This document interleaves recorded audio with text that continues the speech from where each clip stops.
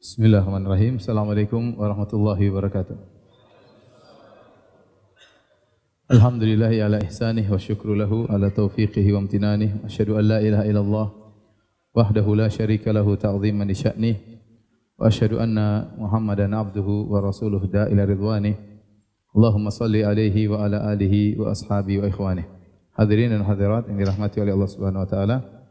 Insyaallah pada pertemuan kita yang pertama kali ini ya, dan selanjutnya kita akan bahas tentang Al-Aqidah Al-Wasithiyah ya. Al-Aqidah Al-Wasithiyah adalah suatu buku kecil yang ditulis oleh Syekhul Islam Ibn Taimiyah rahimahullahu taala tatkala usia beliau sekitar 38 tahun, dan beliau menulisnya cuma sebentar. Ba'da asar beliau tulis dan sebelum maghrib ya sudah selesai. Sekali duduk beliau tulis buku ini. Dan buku ini ya ditulis sebab karena ada seseorang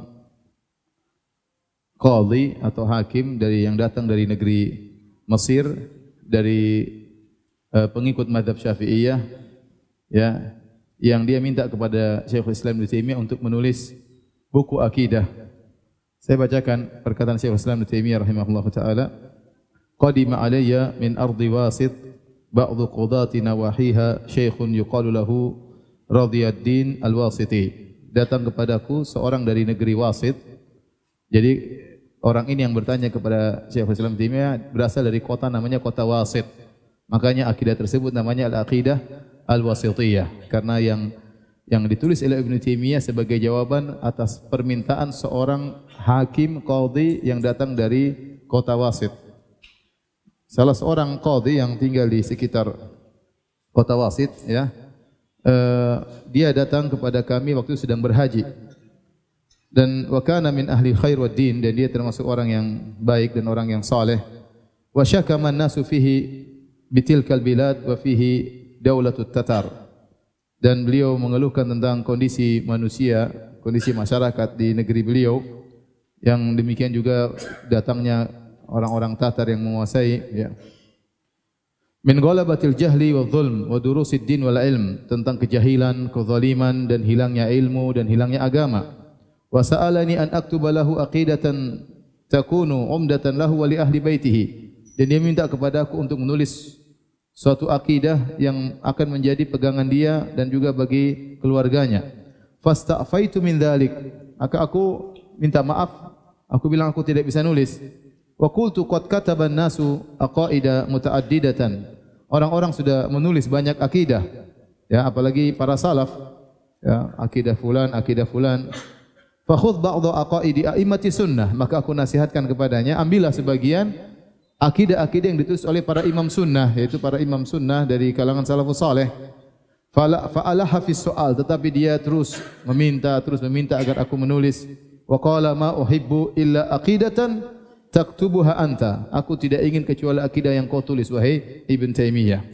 Fakatabtu lahu hadhil aqidata wa ana qa'idun ba'dal asr, dan aku pun menulis akidah ini, aku duduk setelah salat asar ya. Wa qad intasharat biha nusakhun katsiratun fi Misr wal Iraq wa ghairihima, dan ternyata setelah itu nuskhah yang beliau tulis ini tersebar di berbagai negeri, di antaranya di Mesir, di Irak, dan juga di selain Mesir dan Irak ya. Inilah asal muasal kenapa disebut Al-Aqidah Al-Wasithiyah ya, karena Ibnu Taimiyah rahimahullah banyak menulis akidah. Kemudian nama buku tersebut dinisbahkan kepada kota sang penanya, seperti Risalah Tadmuriyah, karena yang bertanya kepada Ibnu Taimiyah dari Tadmur ya, dan beberapa buku seperti Al-Maraqishiyah dari Marrakesh ya, dari Maghrib, dan banyak akidah-akidah yang ditulis oleh Ibnu Taimiyah rahimahullah atau tulisan-tulisan disandarkan kepada kota asal sang penanya. Al-Aqidah Al-Wasithiyah ini ya,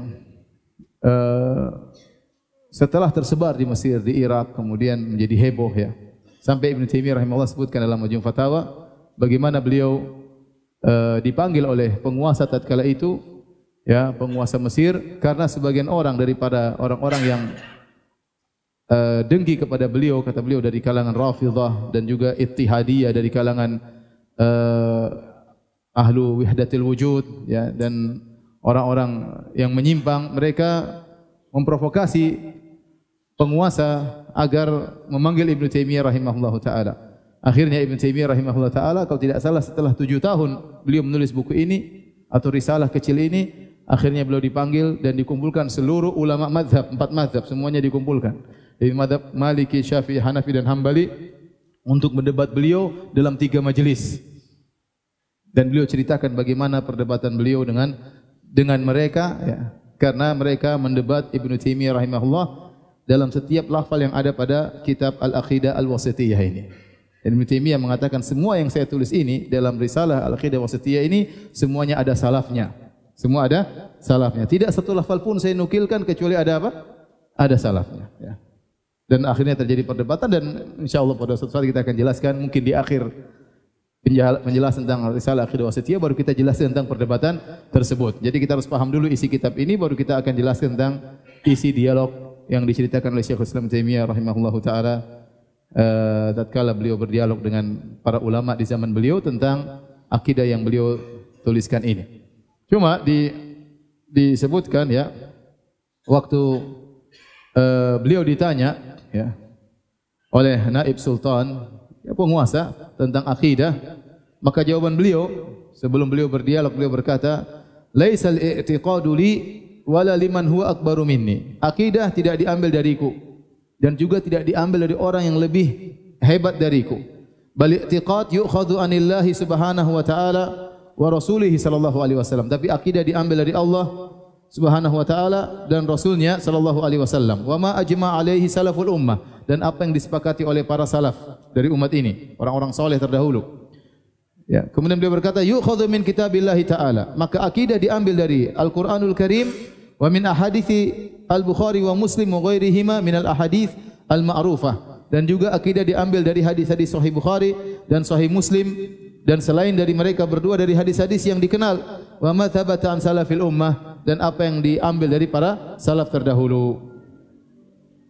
Inilah ya penjelasan Ibnu Taimiyah rahimahullah taala bahwasanya tatkala beliau menulis akidah berlandasar kepada dalil Al-Qur'an, sunnah dan apa yang disepakati oleh para salafus saleh. Dan inilah yang membedakan antara akidah Ahlussunnah dengan akidah yang lainnya. Kalau kita baca akidah Ahlussunnah, buku akidah Ahlussunnah ditulis oleh para ulama salaf dan juga ditulis oleh misalnya Imam Ahmad, ditulis oleh muridnya Imam Syafi'i dan Imam Abu Hanifah dan yang lainnya, maka kita dapati akidahnya mudah dan juga dilengkapi dengan dalil Al-Quran dan Sunnah dan juga perkataan para salaf. Ya. Ya, maka mudah untuk dipahami, dasarnya jelas dan di situ ada pengagungan terhadap para salafus saleh. Dan berbeda dengan akidah yang ditulis ahlul bidah, ya, maka kita akan dapati banyak pendapat ra'yu, ya, tidak berdasarkan Al-Quran dan Sunnah, berdasarkan akal, ya, berdasarkan filsafat, ya, sehingga akhirnya mereka tercerai-berai dan mereka berselisih dalam banyak perselisihan. Contoh sederhana, kalau antum membandingkan antara akidah Jahmiyah dengan akidah Mu'tazilah dengan akidah Asy'ariyah, maka antum akan mendapati perbedaan yang banyak. Padahal semuanya Jahmiyah maupun Mu'tazilah maupun Asy'ariyah sama-sama mengembalikan akidah mereka kepada akal. Bahwasanya akal lebih didahulukan daripada dalil. Ini kesepakatan mereka. Mereka tuliskan dalam buku-buku mereka. Dituliskan oleh Al-Qadhi Abdul Jabbar dalam Syarah Usul Khamsah, seorang tokoh Mu'tazilah, bahwasanya akal didahulukan daripada dalil. Dituliskan oleh Ar-Razi, tokoh Asy'ariyah, dalam bukunya bahwasanya akal didahulukan daripada dalil. Mereka semua sepakat bahwasanya yang menjadi patokan akidah adalah akal. Tetapi tatkala mereka sepakat pada sumber yang sama akal, ternyata produknya berbeda-beda karena akal berbeda-beda. Kalau kita katakan sumber akidah adalah akal, maka akal siapa yang mau dijadikan patokan? Akal siapa yang mau dijadikan patokan? Makanya sungguh indah perkataan Imam Malik rahimahullahu taala, ya laita syi'ri bi ayyi aqlin yuzanul kitab wa sunnah. Sungguh amboi, sungguh indah, sungguh menakjubkan, ya, dengan akal siapa mau ditimbang Al-Qur'an dan sunnah, ya. Apakah setiap ada orang datang berdebat dengan kita, akalnya lebih hebat, akhirnya kita rubah akidah kita? Kalau akidah didasarkan kepada akal, maka akidah bisa berubah-ubah. Setiap ada orang lebih pintar, kita bisa merubah akidah kita. Ya. Kemudian contoh sederhana, bahwasanya mereka terjadi perdebatan luar biasa. Kalau antum baca buku-buku Asy'ariyah tentang awalul wajib alal mukallaf, Apa yang pertama kali wajib bagi seorang yang mukallaf, yang dibebani, seorang muslim, apa yang pertama kali wajib baginya? Kalau akidah Ahlussunnah wal Jamaah mudah, tinggal mengatakan syahadatain, asyhadu alla ilaha illallah wa asyhadu anna muhammadar rasulullah, itu yang pertama kali wajib baginya untuk dia lakukan sebagai seorang mukallaf. Mereka debat sampai ada 7 pendapat. Ada yang mengatakan perkara yang wajib adalah nazar, ada yang mengatakan juz'un minan nazar. Ya, macam-macam sampai 7 pendapat. Mereka khilaf. Ada yang pertama mengatakan syak, harus ragu terlebih dahulu kalau masuk Islam. Sampai 7 pendapat, itu baru satu perkara karena akal mereka berbeda-beda, padahal mereka dalam satu kelompok namanya Asy'ariyah. Asy'ariyah sendiri terbagi menjadi 2. Ada Asy'ariyah mutaqaddimin, Asy'ariyah mutaakhirin. Asy'ariyah mutaqaddimin seperti Abu Hasan al-Asy'ari, kemudian dan murid-muridnya, dan juga di antaranya Al-Baqillani. Mereka juga khilaf yang kuat dengan Asy'ariyah mutaakhirin seperti Razi dan lain-lainnya, Al-Juwaini dan yang lainnya. Berbeda dengan akidah salaf, maka akidah satu dari kurun demi kurun karena sumbernya sama, Al-Quran dan Sunnah dan perkataan para salaf. Oleh karenanya di antara keistimewaan akidah salaf, ya, bahwasanya dengan kita bersandar kepada akidah salaf, seharusnya kaum muslimin akan bersatu. Para duat akan bersatu. Kita tidak bicara masalah fikih. Masalah fikih khilaf panjang lebar. Sejak zaman sahabat sudah terjadi khilaf masalah fikih. Masalah akidah tidak. Ya, masalah akidah tidak. Oleh karenanya waktu Ibnu Taimiyah ditanya, "Kenapa Anda, tulisan Anda semua fokus tentang masalah akidah?" Kata Ibnu Taimiyah rahimahullah taala, adapun masalah fikih, kalau khilaf tidak ada masalah selama tidak menyelisih ijma'. Tidak boleh seorang disesatkan. Selama tidak menyelisih apa? Ijma'. Ini perkataan Ibnu Taimiyah rahimahullah taala. Selama tidak menyelisih ijma', maka tidak boleh seorang disesatkan. Tetapi kalau akidah maka mengantarkan kepada kesesatan. Penyimpangan dalam masalah akidah mengantarkan kepada kesesatan. Oleh karenanya kita lihat Syekhul Islam Ibnu Taimiyah rahimahullah taala, kebanyakan buku-bukunya tentang akidah. Dan semua ahlul bidah di zamannya dia bantah. Dan dia sudah berazam akan hal tersebut. Dia bantah Nasara dalam bukunya Al-Jawabus Sahih liman baddala dinal Masih. 6 jilid, ya. Bantah Nasara berapa jilid? 6 jilid. Dia bantah Rafidhah dalam kitabnya Minhajus Sunnah Nabawiyah, 9 jilid, tebal begini, ya. Kita baca judulnya saja capek, apalagi baca fahrosnya, catatan apa? Apa namanya? Fahros, ya. Daftar isi sudah capek, apalagi baca isinya. Ada lagi beliau tulis Dar'ut Ta'arudil Aql wan Naql, menolak, ya, orang yang mempertentangkan antara akal dan dalil. Beliau tulis kalau tidak salah 11 jilid. Kata orang kalau baca buku itu isinya filsafat, bantah filsafat dan macam-macam, cepat tua, ya. Karena beratnya buku tersebut, ya. Kemudian seluruh buku-buku beliau, Iqtida' Shiratal Mustaqim, Mukhalafat Ashabil Jahim, dan buku-buku yang lain, ya, seperti Bayan Talbisil Jahmiyah. Beliau bantah Razi, ya, dalam kitabnya Aslul Taqdis, sekarang dicetak 8 jilid, Bayan Talbisil Jahmiyah, ya. Ini tentang syubhat-syubhat masalah asma wa sifat. 8 jilid, subhanallah. Belum buku-buku yang lain, ya. Meskipun beliau dikatakan tidak begitu perhatian terhadap fikih, tapi ternyata pendapat beliau tentang fikih sangat banyak. Sampai Majmu' Fatawa 36 jilid, kebanyakan tentang fikih. Ya, itu padahal kata beliau saya tidak terlalu perhatian sama fikih, tapi ternyata perkataan beliau tentang fikih juga sangat banyak. Intinya di antara keistimewaan akidah salaf bahwasanya akidah tersebut sumbernya sama, ya, Al-Qur'an dan Sunnah dan perkataan para salaf, para sahabat, ya. Adapun ra'yu, pendapat, akal, maka ini ditinggalkan seluruhnya. Kalau kita menjadikan akal sebagai sumber akidah, maka akal siapa yang mau dijadikan sumber akidah? Seandainya akal semua orang cuma satu, mungkin boleh dijadikan sumber akidah. Itu pun tidak boleh, apalagi kalau akal ternyata al-uqul mutafawitah, akal itu bertingkat-tingkat. Kemudian dengan kita menjadikan berpegang kepada akidah as-salaf, ya, akidah Ahlussunnah wal Jamaah, maka kita akan menggabungkan Al-Quran dan Sunnah. Ya, karena setiap kita baca masalah akidah dalilnya apa? Al-Quran dan Sunnah. Beda kalau kita baca Ahlul Bidah, dia bikin statement tidak ada dalilnya. Terkadang dia bikin statement dalilnya Al-Quran dan Sunnah, dia takwil semua. Oh, ini maksudnya bukan begini. Oh, maksudnya bukan begini. Oh, maksudnya bukan begini. Akhirnya kita jadi ini kok begini, dalil kok diginikan semuanya, ya. Contoh sederhana. Dalil-dalil tentang Allah di atas sangat banyak, ya. Alfu dalil kata 1000 dalil kata Ibnul Qayyim, bal alfani, bahkan 2000 dalil. Tentang Allah di atas terlalu banyak. Nah, kalau ini semua harus ditakwil, bagaimana penggabungan kita terhadap dalil? Ini 1000 dalil kita mau takwil semua. Oh, bukan maksudnya bukan begini. Oh, ini maksudnya bukan begini. Oh, maksud Nabi bukan begini. Oh, maksud Allah bukan begini. Sampai kapan kita mau begitu? Mana penggabungan kita terhadap Al-Qur'an dan Sunnah? Mana firman Allah Subhanahu wa taala, "Fa in tanaza'tum fi syai'in faruddu ila Allahi war Rasul." Kalau kalian berselisih tentang suatu, kembalikan kepada Allah dan Rasulnya. Sementara ada 1000 dalil depan kita, semuanya kita takwil. Oh, maksudnya bukan begini. Oh, maksudnya bukan begini. Oh, maksudnya bukan begini. Sementara Nabi tidak pernah mentakwil. Nabi berbicara Allah di atas di hadapan para sahabat, bahkan ada banyak orang Arab Badui dan mereka tidak bertanya-tanya dan Nabi tidak pernah menjelaskan takwil tersebut. Oleh karenanya, orang yang pelajari akidah Ahlussunnah, maka dia akan mengagungkan dalil Al-Qur'an dan sunnah Nabi sallallahu alaihi wasallam. Dan dia tahu bahwasanya akal harus tunduk kepada dalil tersebut. Kemudian juga yang ketiga, dia akan mengagungkan para salafus saleh. Karena dalil dari akidah Ahlussunnah wal Jamaah selain Al-Qur'an dan Sunnah juga perkataan para salaf. Kita akan dapati akidah ditulis Imam Bukhari, akidah ditulis oleh Imam Ahmad, akidah ditulis oleh para salaf yang lainnya, ya. Oleh murid Syafi'i misalnya Al-Muzani. Sehingga kita melihat ini akidah yang sangat luar biasa ditulis oleh para ulama terdahulu yang mensarikan dari Al-Qur'an dan Sunnah, mereka tuangkan dalam akidah mereka yang mereka tulis. Sehingga mau tidak mau kita mengagungkan mereka. Karena kita tahu silsilah akidah kita ambil dari mereka. Dari mereka ke Al-Qur'an dan Sunnah, dari sahabat, kemudian dari Nabi sallallahu alaihi wasallam, dari Al-Qur'anul Karim, ya. Tetapi kalau kita sudah tidak berpegang dengan akidah salaf, maka salaf ngomong gini, kita pendapat lain.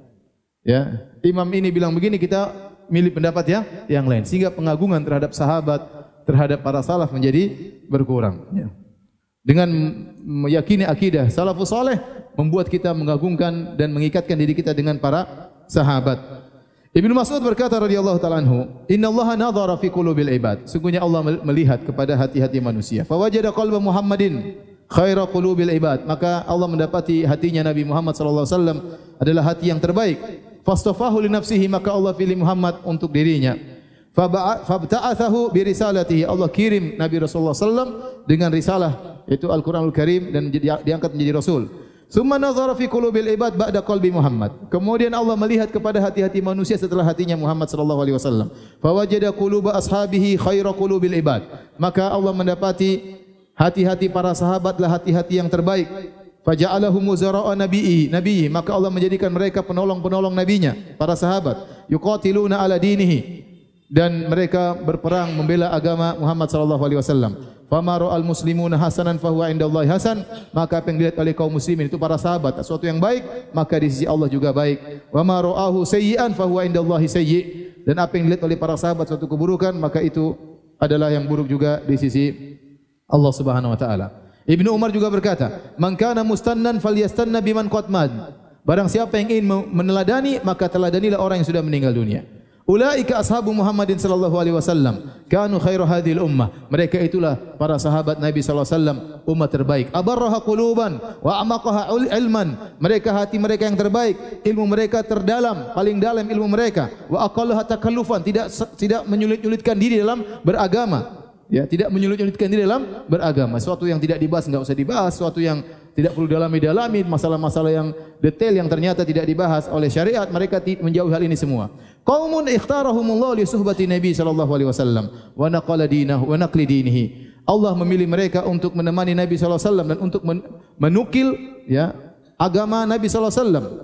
Fatashabbahu bi akhlaqihim, maka tirulah akhlak mereka. Fahum ashabu Muhammadin sallallahu alaihi wasallam, kanu alal hudal mustaqim. Mereka adalah sahabat Nabi sallallahu alaihi wasallam dan mereka di atas jalan yang lurus. Wallahi rabbil Ka'bah, demi Allah sang penguasa Ka'bah. Jadi sederhana, ya.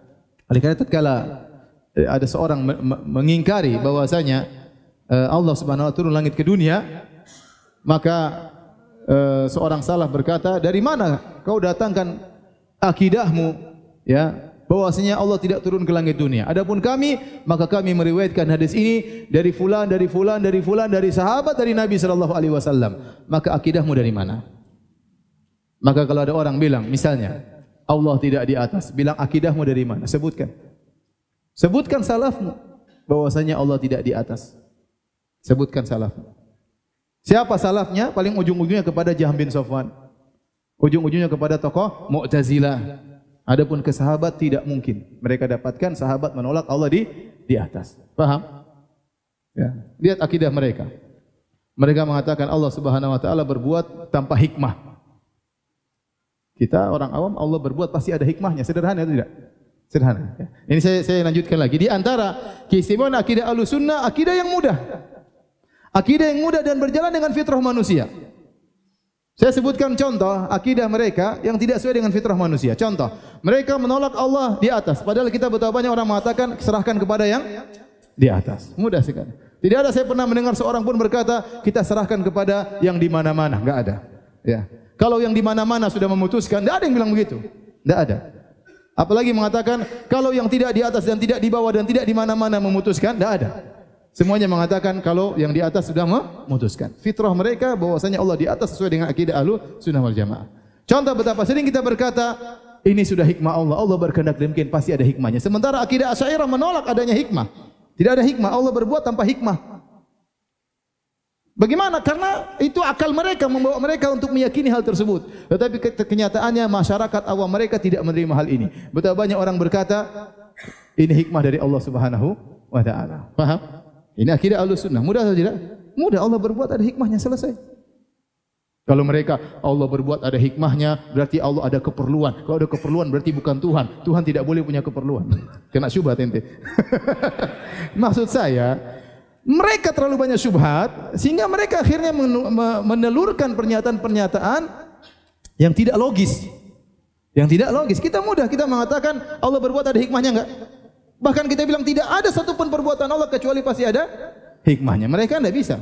Contoh, kita akidah Ahlussunnah mengatakan Allah mencintai dan Allah dicintai. Dalam banyak ayat Allah mengatakan wallahu yuhibbus sabirin.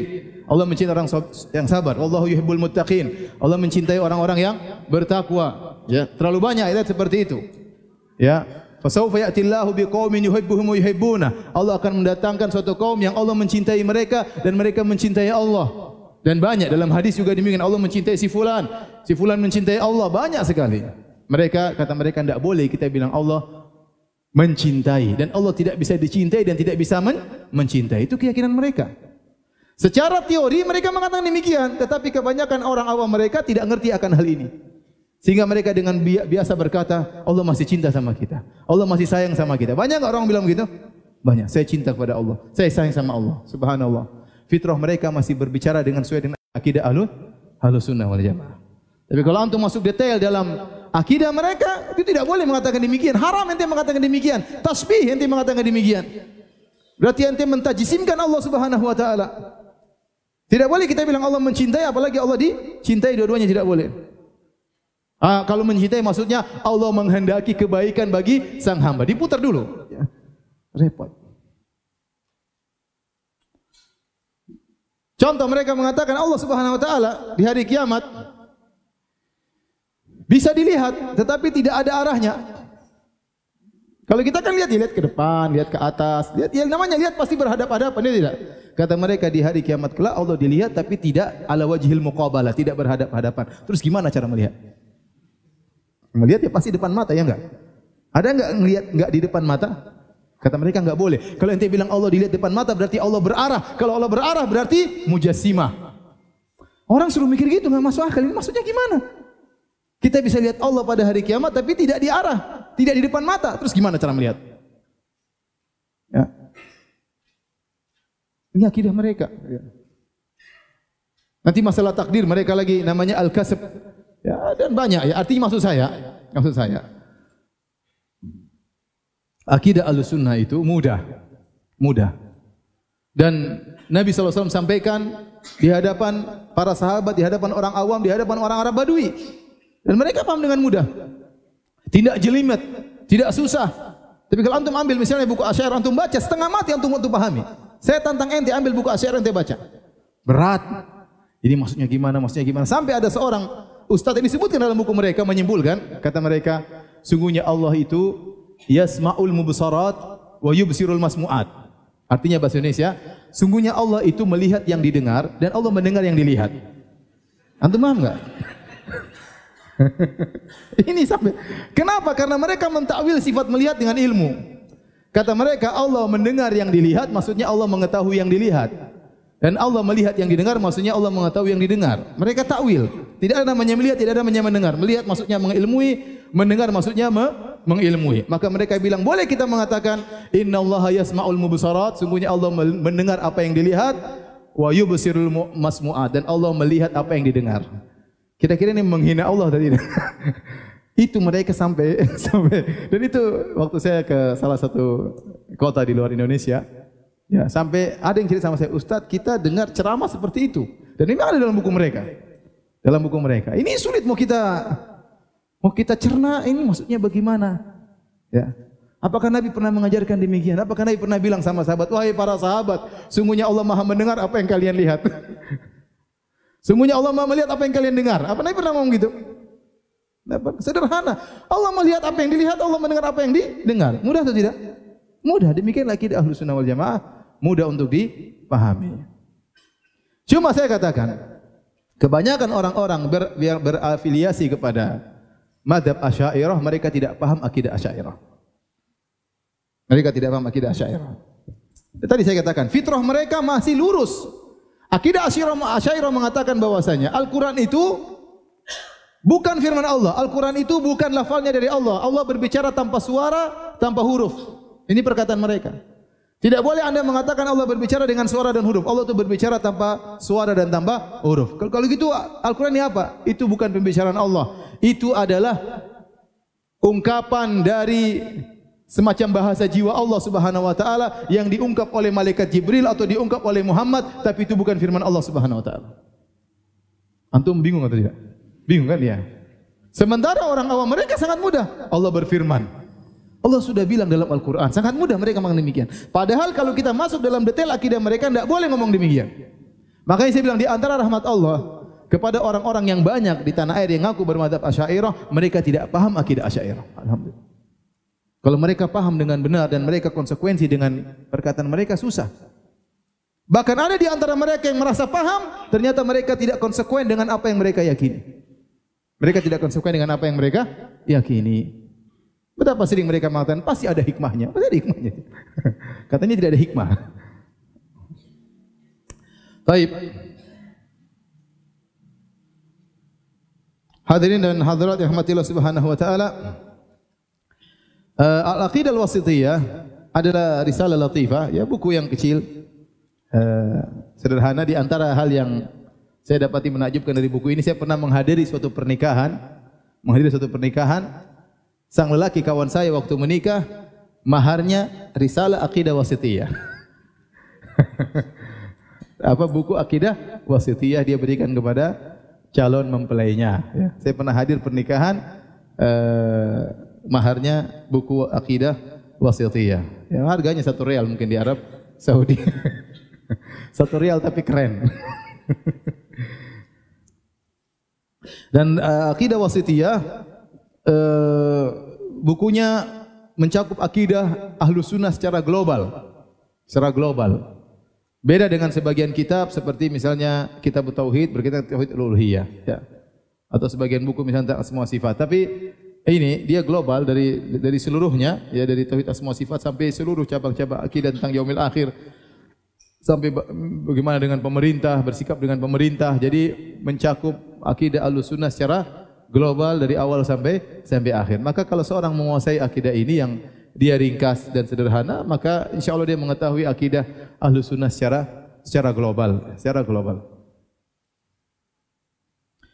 Baik, sebelum kita masuk dalam pembahasan risalah Aqidah Wasithiyah, maka pada malam hari ini kita akan berbicara tentang penulisnya, yaitu Syekhul Islam Ibn Taimiyah rahimahullahu ta'ala.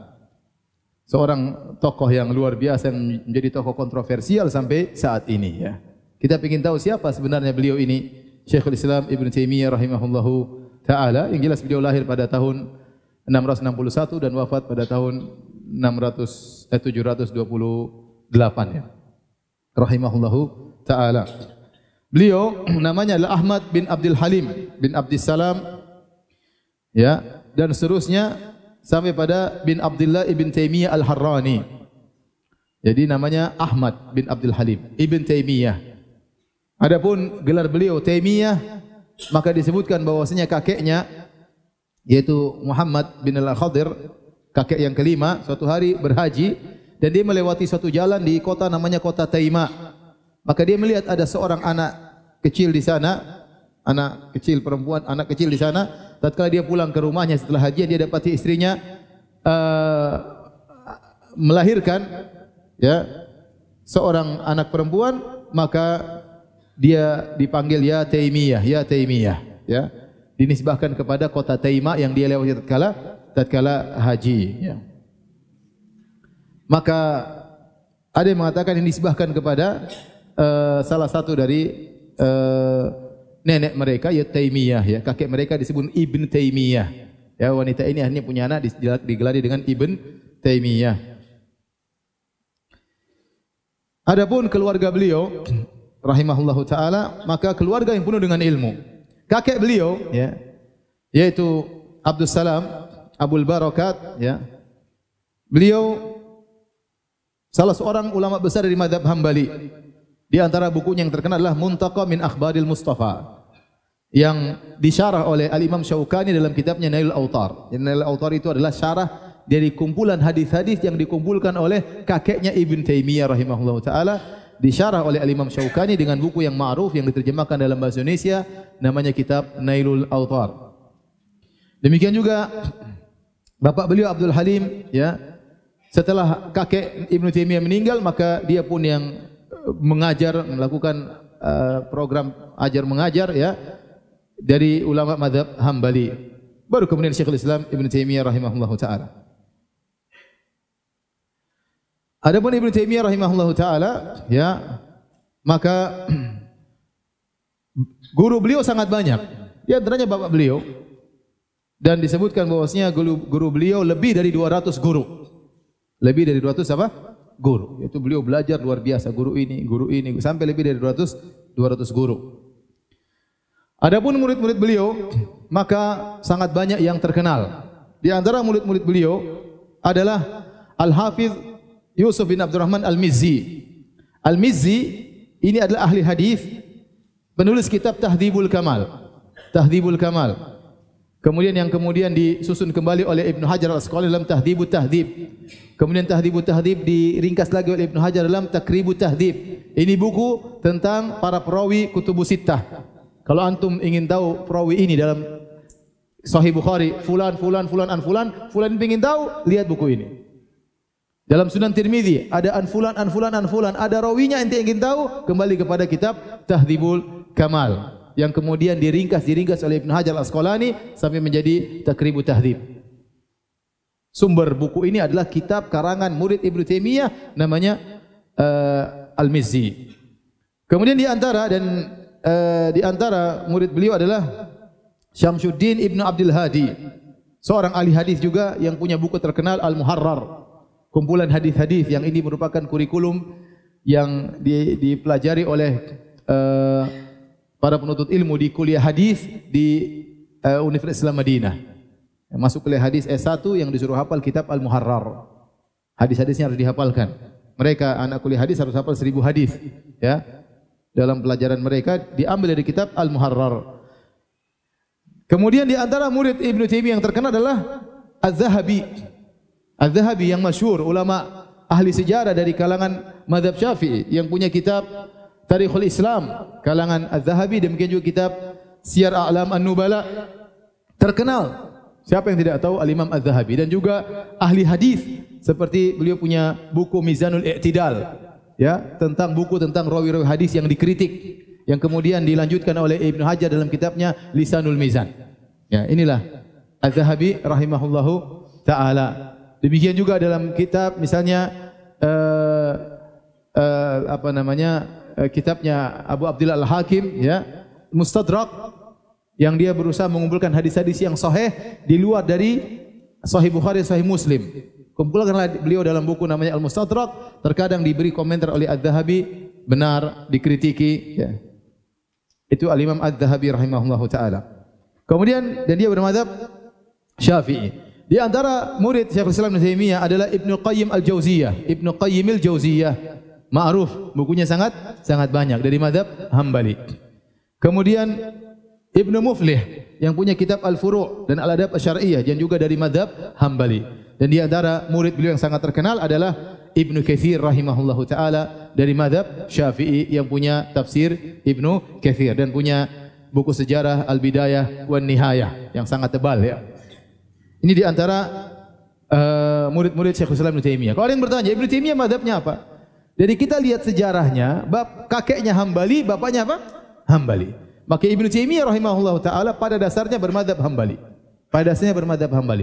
Namun setelah itu beliau tidak lagi bermadzhab dengan madzhab tersendiri. Beliau berfatwa dengan ijtihad beliau, tidak terikat pada madzhab tertentu.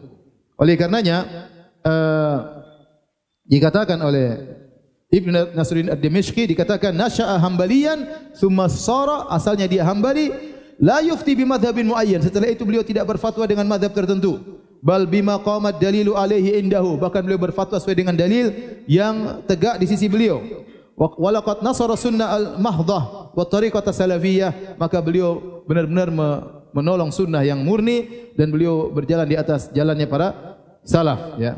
Oleh karenanya kalau dikatakan Ibnu Taimiyah bermadzhab Hambali, kita bilang iya, asli bermadzhab Hambali, tapi dalam banyak fatwanya beliau tidak terikat dengan madzhab apa? Hambali. Terkadang beliau merajihkan mendapat madzhab Syafi'i, terkadang beliau merajihkan madzhab Hanafi. Berdasarkan dalil yang kuat pada beliau, tapi awalnya beliau belajar dengan madzhab Hambali. Dan ini cara belajar yang terbaik.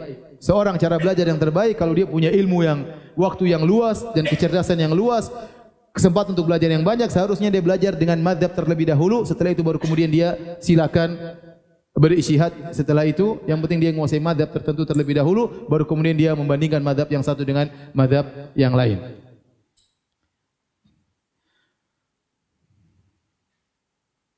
Baik. Adapun sifat beliau ya. Adapun sifat beliau dari sisi akhlak, maka luar biasa, beliau sangat baik ya. Dan beliau sangat pemberani ya. Tidak dibuat-buat keberaniannya. Zuhudnya benar-benar zuhud, bukan zuhud yang dibuat-buat, bukan pencitraan ya. Benar-benar beliau apa? Zuhud ya.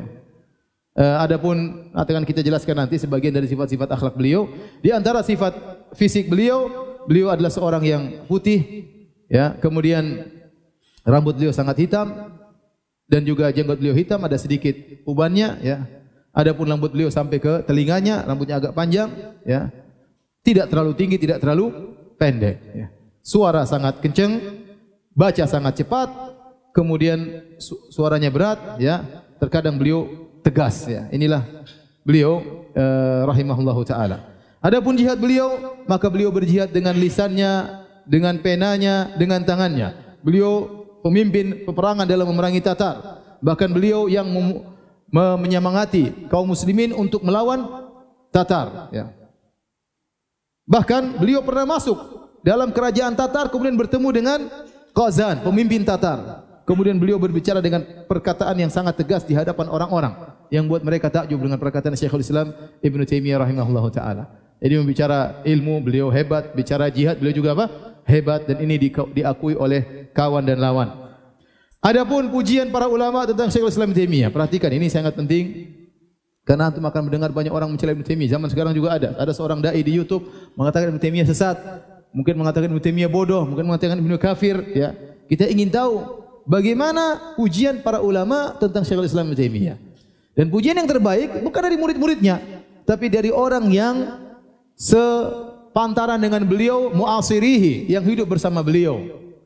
Dahulu ada seorang menulis buku yang mengatakan barang siapa yang mengatakan Ibnu Taimiyah Syekhul Islam maka dia kafir.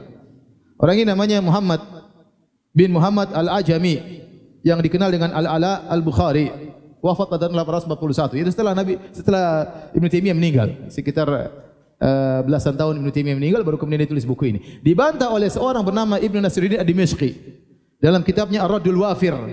Buku ini membantah orang ini dan menukil pujian para ulama terhadap Syekhul Islam Ibnu Taimiyah rahimahullahu taala, yang para ulama itu hidup sezaman dengan Ibnu Taimiyah atau meninggal setelah Ibnu Taimiyah tidak jauh.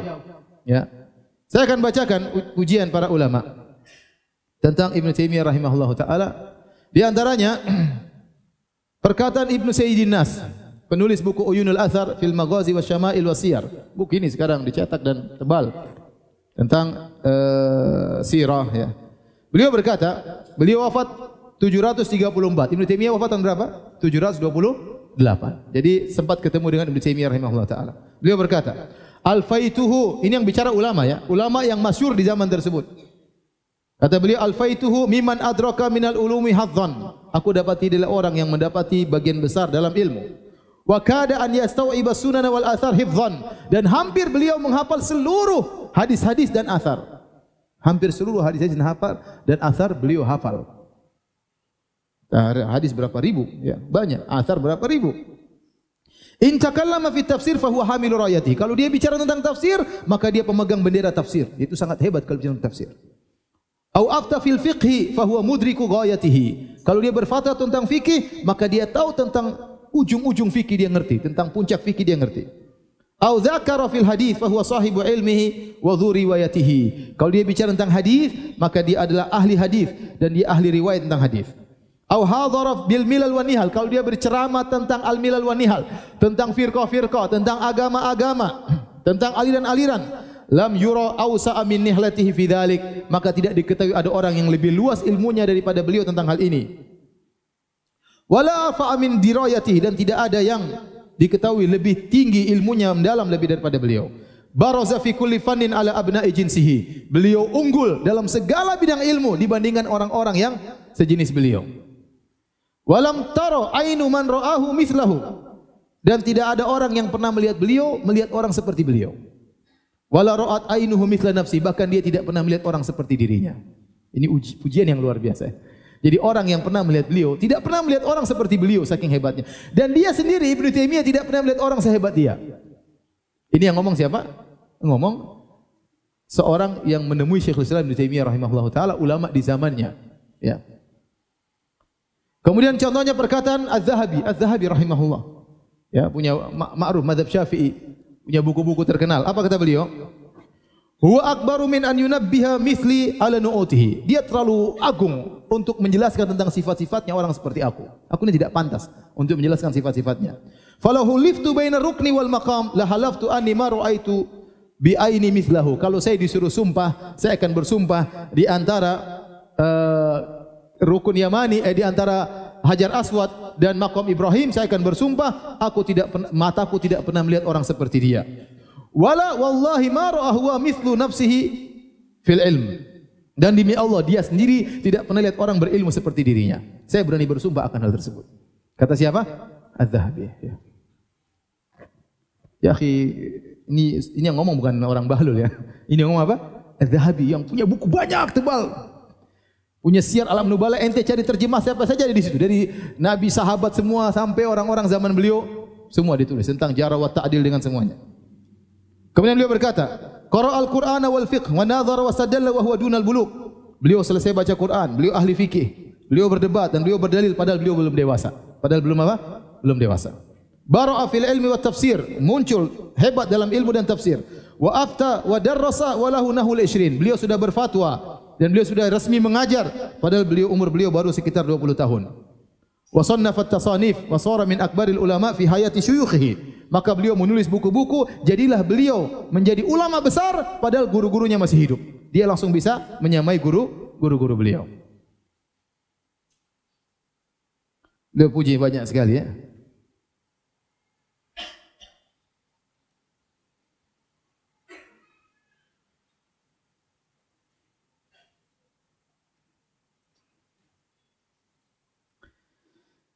Banyak ya, saya mau baca terlalu banyak ya. Intinya pujian yang luar biasa. Dia tahu ini gurunya. Kemudian berkata Taqiyuddin Subki Asy-Syafi'i dari mazhab Syafi'i. Ini Az-Zahabi juga mazhab Syafi'i. Ya. Beliau berkata, ya, tawassu'u fil ulumi syar'iyyah wal aqliyah kabura qadruhu. Sungguh agung kedudukan Ibnu Taimiyah rahimahullah taala. Ya. Kemudian luasnya ilmunya seperti di lautan. Ilmunya begitu luas, ilmu syar'i, dan akalnya begitu luas. Wa farti dzakaihi, akalnya yang terlalu pintar. Farti dzakaihi itu terlalu pintar akalnya. Wa ijtihadihi, dan ijtihad beliau. Wa bulughi fi kulli min dzalikal mablagh alladhi yatajawaz al-wasf. dan beliau mencapai semua itu melebihi daripada yang bisa disifati.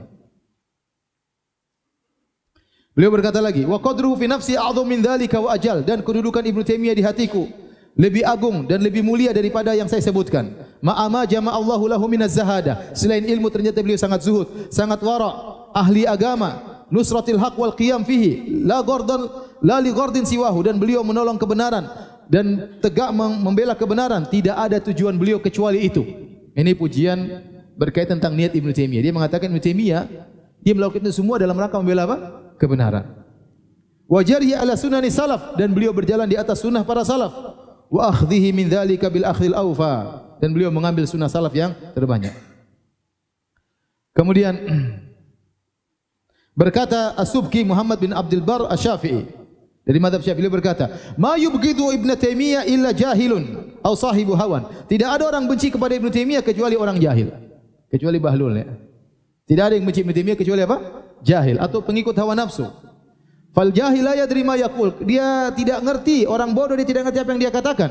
Wa sahibul hawa yasuddu hawahu anil haq ba'da ma'rifati bihi. Adapun pengikut hawa nafsu, dia terhalangi untuk mengikuti kebenaran karena hawa nafsunya. Berkata lagi Kamaluddin Ibnu Zamlakani Asy-Syafi'i dari mazhab Syafi'i yang wafat pada tahun 727, setahun sebelum Ibnu Taimiyah rahimahullah taala. Kata beliau, "Kana idza su'ila an fanni minal ulum dhanna ar-ra'i was-sami' annahu la ya'rifu ghayra dzalikal fan." Ibnu Taimiyah kalau ditanya satu ilmu tentang tafsir misalnya, dia jawab, maka orang mengira dia tidak punya spesialis kecuali ilmu tersebut. Kalau ditanya tentang tafsir, dia jawab tafsir seakan-akan seluruh kehidupannya cuma belajar tafsir. Saking dalamnya ilmunya tentang apa? Tafsir. Tapi kalau ditanya tentang fikih sama jawabannya, seakan-akan seluruh hidupnya untuk apa? Fikih. Ditanya tentang bahasa, jawab seakan-akan luar biasa.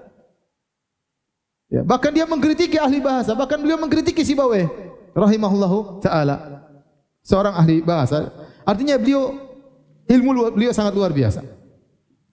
Kemudian wa hakama ana ahdan la ya'rifa mithlahu, dan orang yang melihat Ibnu Taimiyah pasti berhukum memvonis tidak ada orang yang semisal Ibnu Taimiyah rahimahullahu taala. Wa kana al-fuqaha min sa'ir at-ta'if idza jalasu ma'ahu istafadu fi madahibihim minhum lam yakunu arafu qabla dhalik. Kalau para ahli fikih ngobrol sama dia bermujalasah, maka mereka akan mendapatkan ilmu tentang fikih dalam mazhab mereka yang mereka tidak tahu, Ibnu Taimiyah tahu. Jadi ada mazhab Syafi'i ngomong sama dia, Ibnu Taimiyah kasih faedah tentang mazhab Syafi'i kepada orang ini. Ada mazhab Maliki ngomong sama Ibnu Taimiyah memberikan faedah tentang mazhab Maliki kepada mereka. Wala yu'rafu annahu nadhara ahadan fanqata'amahu. Tidak pernah dikenal Ibnu Taimiyah kalau berdebat kalah, tidak pernah. Wala takallama fi ilmi minal ulum sawa'un kana min ulumi syar'i wa ghairiha illa faqa fi ahlihi wal mansubina ilaihi. Tidaklah Ibnu Taimiyah berbicara tentang suatu ilmu kecuali dia pasti mengungguli yang lainnya, mengungguli orang-orang yang dinisbahkan kepada ilmu tersebut. Kalau dia bicara tafsir maka dia jago tafsir. Kalau dia bicara fikih dia yang paling jago fikih. Ibnu Daqiqil Id, antum tahu siapa Ibnu Daqiqil Id? Seorang yang sangat masyhur, ahli usul, dahulunya bermadzhab Maliki kemudian pindah kepada madzhab Syafi'i. Beliau punya buku sangat indah namanya Ihkamul Ahkam, Syarah Umdatul Ahkam. Ini buku terbaik tentang Syarah Umdatul Ahkam. Ditulis, namun tidak bisa dibaca oleh antum, harus dibaca oleh penuntut ilmu karena dia ahli usul fikih. Tapi dia tidak, beliau rahimahullah tidak fanatik karena beliau sudah tadinya mazhab Maliki berpindah kepada mazhab Syafi'i. Terkadang beliau mengkritiki Imam Malik, terkadang beliau mengkritiki Imam Syafi'i rahimahullahu taala. Beliau wafat tahun 702, wafat sebelum Ibnu Taimiyah rahimahullah taala. Artinya beliau lebih tua daripada Ibnu Taimiyah. Apa beliau katakan?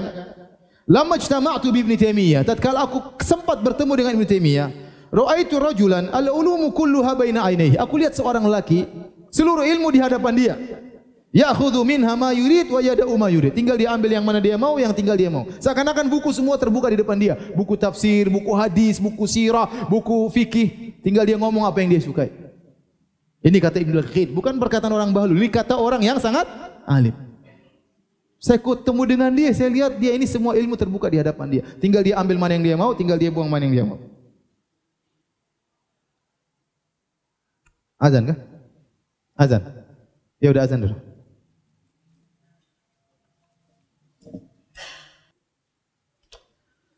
Baik, hadirin hadirat Allah Subhanahu wa taala, terlalu banyak mau kita bahas tapi mau kita baca tentang pujian ulama, tapi saya pilihkan perkataan Al-Hafidz Ibnu Hajar rahimahullahu taala ya. Karena Ibnu Hajar terkenal punya kitab apa?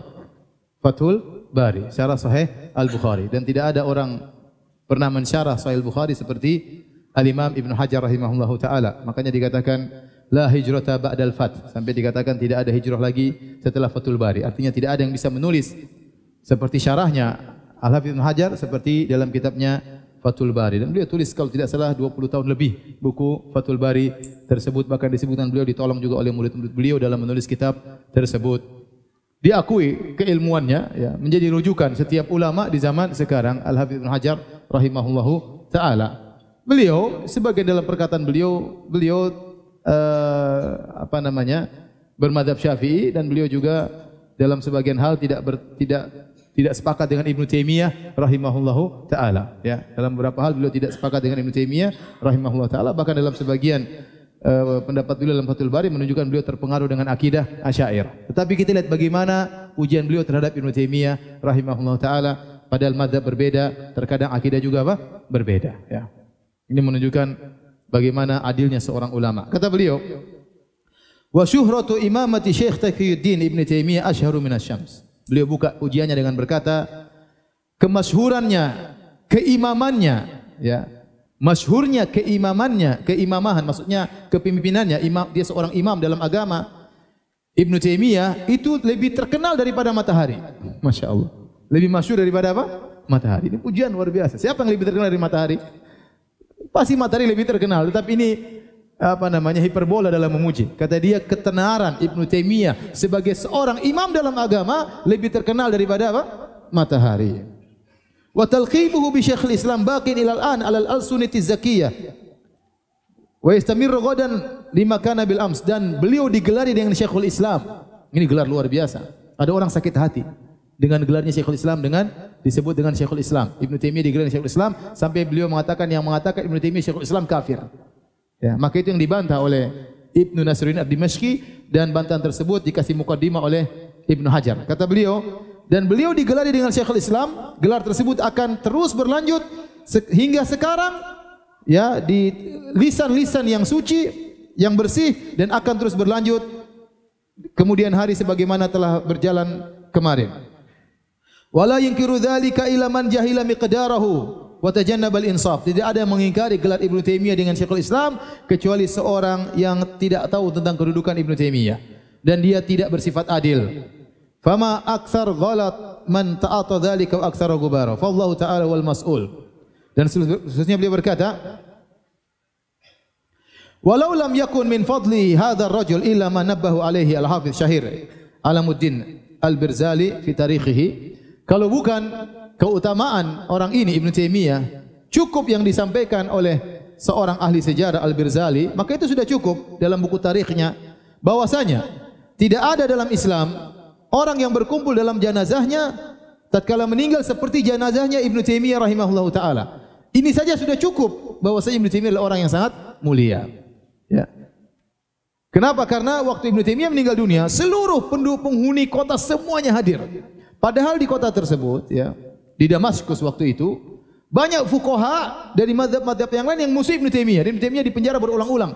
Mereka pergi ke penguasa, kemudian memprovokasi penguasa. Ibnu Taimiyah dipenjara sampai 3 kali, sampai akhirnya meninggal di penjara. Waktu dia meninggal, semua orang keluar untuk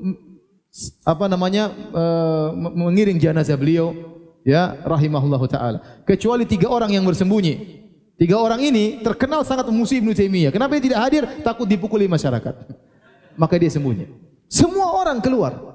Maka tidak dikenal ada jenazah paling banyak seperti jenazah Ibnu Taimiyah rahimahullah taala. Kecuali jenazah Imam Ahmad. Imam Ahmad di Baghdad, karena jumlah orang di Baghdad lebih banyak, dan Imam Ahmad itu semua orang semanhaj dengan Imam Ahmad. Beda Ibnu Taimiyah banyak musuhnya tatkala itu. Tetapi meskipun demikian, yang hadir sangat apa? Sangat banyak.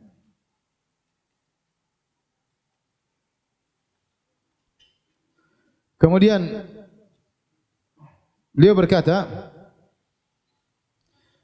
waqad sahha 'anin Nabi sallallahu alaihi wasallam annahu qala antum syuhada'ullahi fil ard, dan telah sahih dari Nabi sallallahu alaihi wasallam, Nabi berkata kalian adalah saksi Allah di atas muka bumi. Ini kalau jenazah dihadiri orang-orang saleh banyak orang, maka jenazah orang baik.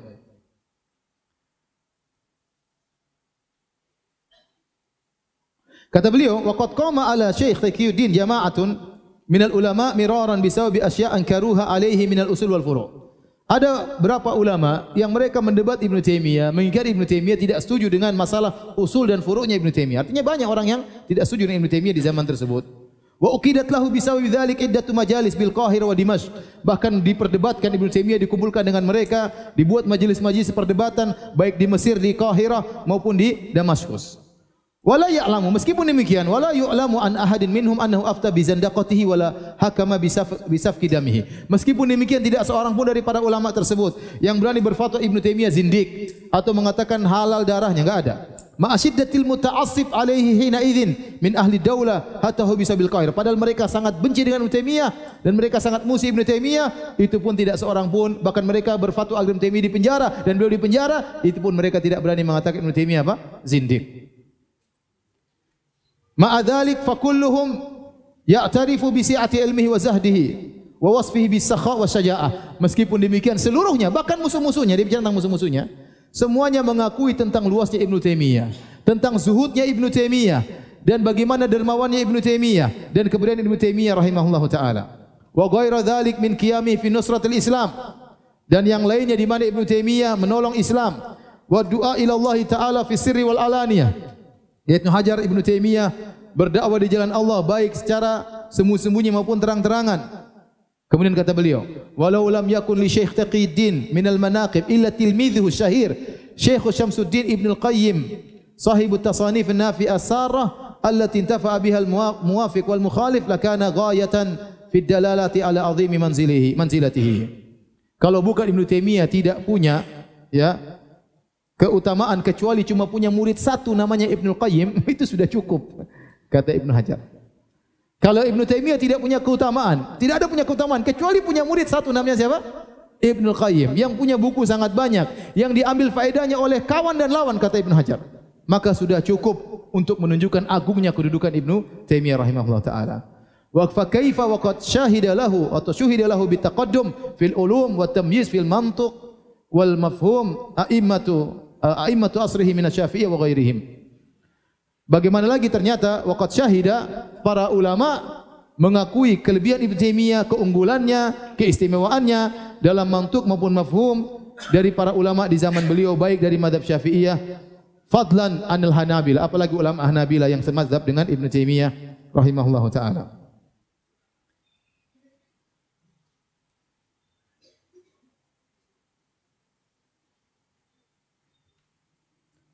Kemudian beliau juga berkata, wa min ajabil ajab, termasuk perkara yang menakjubkan, kata Ibnu Hajar, anna hadzal rajul kana a'dhaman nasi qiyaman ala ahli bidah. Beliau ini adalah orang yang paling agung dalam melawan ahlul bidah. Ini yang bilang siapa? Ibnu Hajar memuji Ibnu Taimiyah. Kana a'dhaman nasi qiyaman, beliau adalah orang yang paling kencang dalam melawan ahlul bidah. Minar rawafid, paling kencang bantah Rafidhah. Wal hululiyah wal ittihadiyah, paling bantah kencang membantah hululiyah dan ittihadiyah. Wa tasanifu fi dzalika katsiratun syahiratun, dan tulisan beliau tentang hal ini sangat banyak. Baik, ini pujian Ibnu Hajar Al-Asqalani. Saya sampaikan ini supaya apa? Kalau ada orang kemudian zaman sekarang ini baru jadi ulama YouTube kemudian mengejek Ibnu Taimiyah, kita bilang sabar. Ente bahlul, apa? Jahil ya. Siapa yang bilang demikian? Yang bilang Ibnu Hajar, yang bilang Al-Aini. Saya bacakan perkataan Al-Aini sekarang dari mazhab Hanafi. Kalau Ibnu Hajar dari mazhab Syafi'i, Al-Aini punya kitab Umdatul Qari Syarah Sahih Bukhari dengan mazhab apa? Hanafi. Jadi maksud saya pujian dari berbagai macam mazhab kepada Ibnu Taimiyah rahimahullahu taala. Kata Badruddin Al-Aini Al-Hanafi, kata beliau, huwal imamul fadil bari' taqi an-naqi al-wari' al-faris fi ilmi al-hadis fi ilmi al-hadis wa tafsir. Beliau adalah imam yang utama, yang unggul, bertakwa, bersih, wara'. Ya. Faris yaitu jagoan di ilmu hadis dan ilmu tafsir. Wal fiqh wal usulin bit taqrir wat tahrir. Juga unggul, jagoan dalam masalah fikih dan juga masalah usul.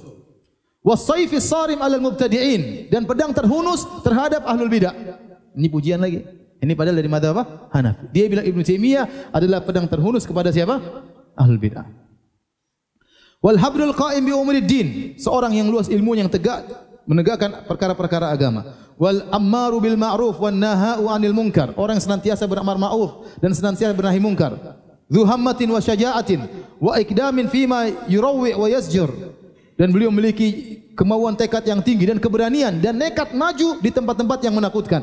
Saya sebutkan tadi beliau maju langsung bertemu dengan rajanya Tatar. Hebat atau tidak? Hebat. Beliau berani maju ngomong sama pemimpin Tatar tatkala itu.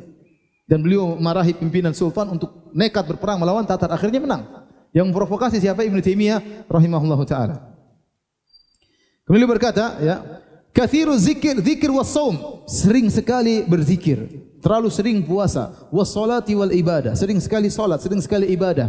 Saya baca bagaimana perkataan Ibnu Qayyim. Kata Ibnu Qayyim, kalau kami dalam kondisi gelisah, kami pergi ke Ibnu Taimiyah, kami dengar ceramah-ceramah beliau, hilang kegelisahan kami. Itu Ibnu Qayyim. Yang nulis tentang masalah hati ternyata bisa gelisah. Kalau kegelisah kemana? Ke Ibnu Taimiyah rahimahullah, dengar gurunya ceramah, hilang kegelisahannya. Kita kalau gelisah baca buku Ibnu Qayyim apa? Biar hilang apa? Kegelisahan. Bagaimana? Rajin salat, rajin zikir, ibadah, khashinal aish, hidupnya susah. Wal qana'a min duni talabiz ziyadah, hidupnya penuh dengan qanaah, tidak mencari tambahan. Wa kanat lahu al mawaid hasanah saniyah wal awqat thayyibal bahiyah. Beliau punya waktu-waktu yang beliau untuk beribadah kepada Allah, ma'akaf fi an hitamid dunya, dan beliau tidak mencari dunia, ad-daniyah yang rendah. Kemudian kata beliau, walahul musannafatul masyhuratul maqbulah, dan beliau memiliki tulisan-tulisan, buku-buku yang masyhur yang dikenal, wal fatawal qati'ah ghairal ma'lulah, dan fatwa-fatwa yang tegas yang tidak tercacati fatwa tersebut.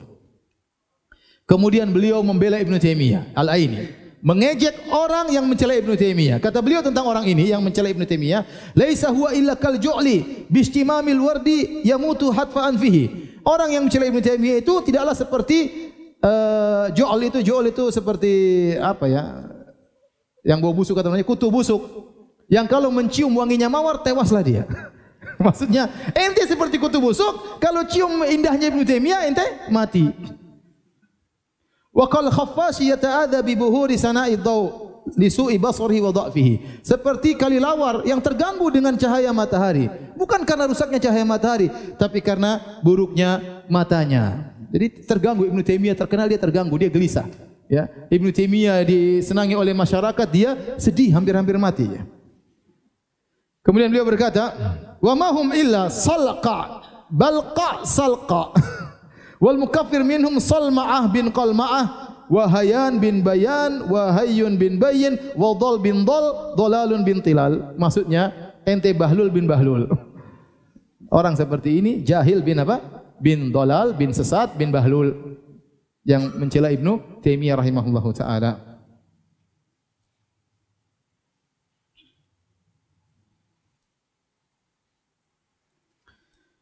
Adapun Ibnu Taimiyah rahimahullah taala, karena banyak orang tidak suka dengan beliau, maka terjadi banyak tuduhan terhadap beliau. Makanya sampai ditulis risalah doktorah, ya, disertasi tentang Dawaul Munawiin, yaitu tuduhan-tuduhan yang tidak benar kepada Ibnu Taimiyah rahimahullah taala. Ya.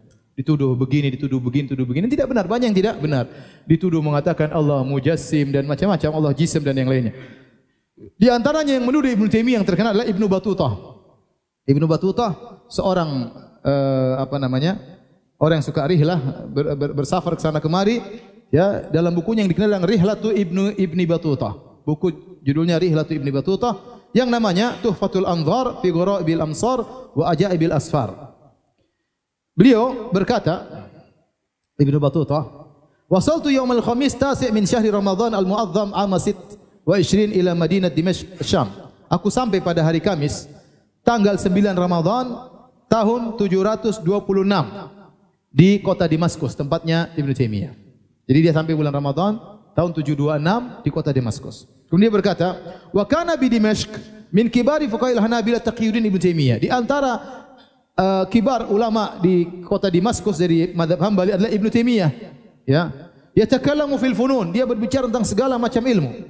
Illa ana fi aqlihi syai'an, kecuali akalnya terganggu katanya. Kata dia akal Ibnu Taimiyah apa? Terganggu. Wa kana ahlu Dimashq yu'azzimunahu asyadda ta'zim, dan penduduk kota Damaskus mengagungkannya dengan pengagungan yang luar biasa. Wa yu'azzimuhu 'alal mimbar wa yu'adzi wa ya'idhuhum 'alal mimbar, dan dia memberi wejangan kepada mereka di atas mimbar. Jadi kata dia Ibnu Taimiyah akalnya terganggu tapi diagungkan oleh penduduk Damaskus. Jadi yang terganggu otaknya siapa? Penduduk Damaskus atau Ibnu Taimiyah? Bagaimana penduduk Damaskus mengagungkan orang yang akalnya apa? Terganggu. Bagaimana penduduk Damaskus ridho diberi nasihat oleh orang yang akalnya apa? Terganggu. Ini perkataan Ibnu Battutah. Kemudian dia berkata, Fahadartu yaumul jum'ah wa huwa ya'idun nas. Aku hadir di majelisnya pada hari Jumat, dia sedang menceramahi orang-orang.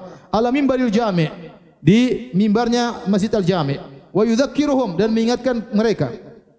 Fakana min jumlati kalamihi anqal, di antara wejangannya Ibnu Taimiyah dia berkata, innallaha yanzilu ila sama'id dunya kanuzuli hadza. Sungguhnya Allah turun ke langit dunia seperti turunnya aku ini. Wa nazala darajatan min darajil mimbar, kemudian dia turun satu tangga dari derajat mimbar. Jadi dia nuduh Ibnu Taimiyah menyamakan Allah dengan apa? Dirinya. Dan ini tidak mungkin. Ibnu Taimiyah dalam bukunya bantai ini semua.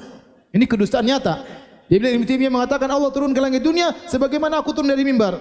Fa'aradahu faqihun Maliki yu'rafu bi Ibn Zahra. Maka ada seorang ahli faqih dari mazhab Maliki membantai Ibnu Taimiyah wa ankara ma takallama bihi, dan mengingkarinya. Faqamatil 'ammatu ila hadzal faqih wa darabuhu bil aidi wan ni'al darban katsiran hatta saqatat imamatuhu. Maka akhirnya orang-orang pun memukul orang faqih ini dari mazhab Maliki, dipukul dengan tangan mereka sampai jatuh imamahnya. Ini semua dusta ya. Jadi orang-orang bela Ibnu Taimiyah, ini orang yang bantah dia apa? Dihajar. Ini tidak benar. Dibantah oleh para ulama. Ya, ternyata kalau kita baca terjemah biografi Ibnu Taimiyah rahimahullah taala, ternyata Ibnu Taimiyah waktu Ibnu Battutah hadir di salat Jumat dia sedang di penjara. Dia sedang di penjara. Kata Ibnu Taimiyah masuk penjara pada bulan Sya'ban tahun 726 Hijriah. Sementara dia bilang dia lihat Ibnu Taimiyah khutbah bulan apa? Ramadan dan seterusnya. Dia datang pada bulan Ramadan 726. Padahal Ibnu Taimiyah di penjara selama 2 tahun sejak tanggal 10 atau 8 Sya'ban 726, tidak keluar kecuali 2 tahun atau 3 tahun setelahnya. Dan ini merupakan kedustaan. Oleh karenanya banyak ulama yang meragukan kebenaran Ibnu Battutah, di antaranya Ibnu Khaldun. Ibnu Khaldun juga meragukan tentang kejujuran Ibnu Battutah karena banyak aneh-aneh dalam sejarah yang dia tulis tentang rihlah perjalanannya, banyak yang aneh-aneh. Maka disebutkan bahwasanya Ibnu Khaldun juga meragukan tentang hikayat-hikayat yang disampaikan oleh Ibnu Battutah. Bahkan beliau berkata, "Fatanajan nasu bitakdzibihi." Maka orang-orang pun mendustakan Ibnu Battutah.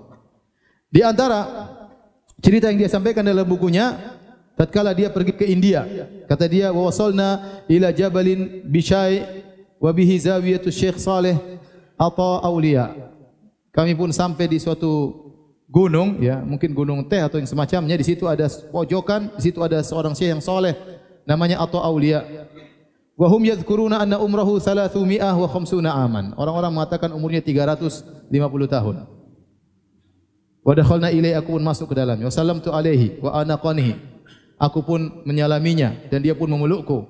Wa jismuhu ratbun, dan badannya basah. Lam ara alyana minhu, aku tidak menemukan orang yang lebih lembut daripada orang ini. Wa yadhunnu ra'ihi anna umrahu 50 sana. Orang yang lihat dia disangka umurnya 50 tahun. Wa dzakar li annahu fi kulli 100 sanah yambutu lahu syi'r wal asnan. Setiap 100 tahun giginya tumbuh lagi kembali. Rambutnya tumbuh lagi setiap 100 tahun. Kata orang ini kedustaannya. Di antara bukti bahwasanya tidak beres dalam menukil apa? Berita Ibnu Battutah. Baik. Lanjut apa sudah? Sudah ya? Masih panjang tentang sejarah Ibnu Taimiyah, tapi kita sampai sini saja. Insyaallah kita lanjutkan Jumat depan. Kalau ada yang bertanya, saya persilahkan. Wallahu taala alam bissawab. Ustaz, saya membaca judul video paranormal tentang penampakan. Tapi saya tidak jadi nonton karena saya takut terjerumus ke dalam kesyirikan dan takut salat saya tidak diterima 40 hari. Saya hanya membaca judulnya saja. Apakah saya jatuh dalam kesyirikan, Ustaz? Enggak lah, insyaallah. Judul banyak ya, judul ini orang tahu, ini orang tahu, ini enggak. Kalau kita mau cari tahu, ya itu tidak usah ya, kecuali dalam rangka untuk membantahnya, enggak apa-apa. Nabi SAW pernah mendatangi Ibnu Sayyad dalam rangka untuk membuktikan dia adalah orang yang tidak benar. Padahal Ibnu Sayyad dikatakan dia dukun, bahkan disangka dia dajjal. Jadi tidak boleh kita datang ke dukun kecuali untuk menjelaskan kebatilannya, enggak ada masalah. Tapi kalau ingin cari tahu, itu yang tidak diterima salatnya 40 hari. Adapun judul-judul di YouTube, ya kalau ente klik pengin tahu, itu tidak boleh. Tapi kalau ente ingin membantah, ingin kebunuhan kekonyolannya, enggak ada masalah. Untuk berdakwah, bahan dakwah enggak ada masalah. Karena pertanyaan susah, maka tidak usah dijawab. Demikian saja kajian kita. Subhanallah bihamdik, asyhadu an la ilaha illa anta, astaghfiruka wa atubu ilaik. Assalamualaikum warahmatullahi wabarakatuh.